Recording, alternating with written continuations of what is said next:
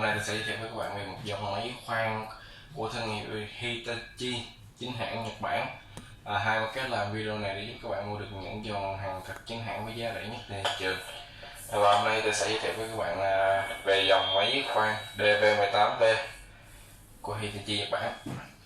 Và đây là phần ngoài của máy. Tất cả những cái dòng máy khoan của Hitachi được cái vỏ ngoài thì đều được làm bằng nhựa cao cấp, nhìn rất là đẹp, rất là sạch sẽ. Và bây giờ mình sẽ mở hộp cho các bạn xem khi bạn mua máy về bên trong máy sẽ gồm có những gì.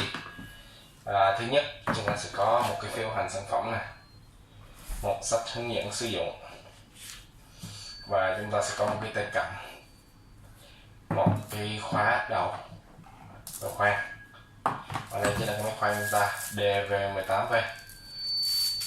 Bạn này nè, bạn hãy xem thiết kế rất là gọn nhẹ, cầm rất là chắc tay. Trên thân máy sẽ có logo của Hitachi này và tên đường máy DV18V. Sau đây là gồm nó sẽ có thông số kỹ thuật.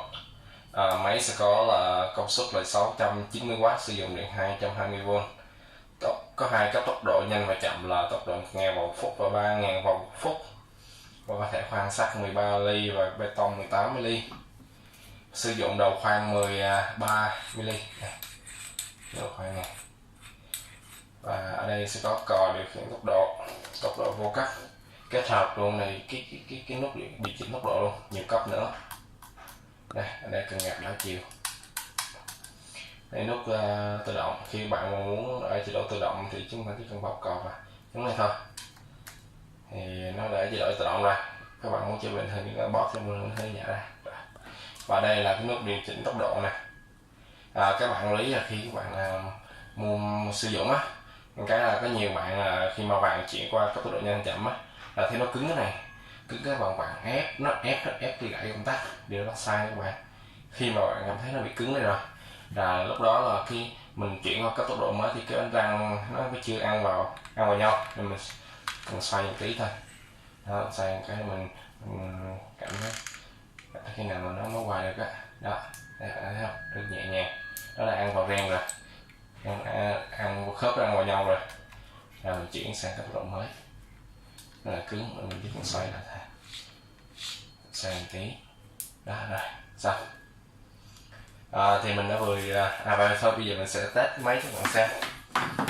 Mình quên mất cái điều này,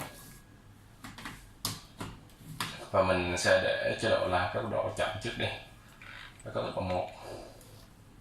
Đây, các bạn lấy phải chúng ta chuyển hết cái nút này tới cái đúng cái số đó nha, không để ở giữa, nó không là máy nó mấy cái bên răng nó không ăn vào nhau, mình hoạt động máy cái bên răng nó rất là dễ mòn, máy rất dễ hư.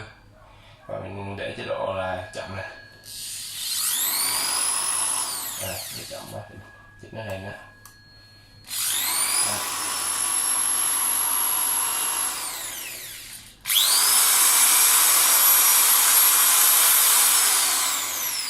Bây giờ mình sẽ để chế độ nha, cấp tốc độ 2.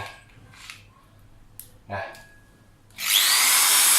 rất nhanh, rất mạnh đấy các bạn, máy rất là êm. Và chúng ta sẽ có hai cấp tốc độ là khoan tường và bê tông này. Đây là khoan động lực bê tông, nó rất êm các bạn. Thì mình đã vừa giới thiệu với các bạn về dòng máy khoan DV18V chính hãng của Hitachi Nhật Bản. Cảm ơn các bạn đã xem video. Các bạn có thể nhấn like, comment, subscribe bên dưới để xem những video tiếp theo của mình làm về những cái dòng máy chính hãng. Cảm ơn các bạn, xin chào các bạn.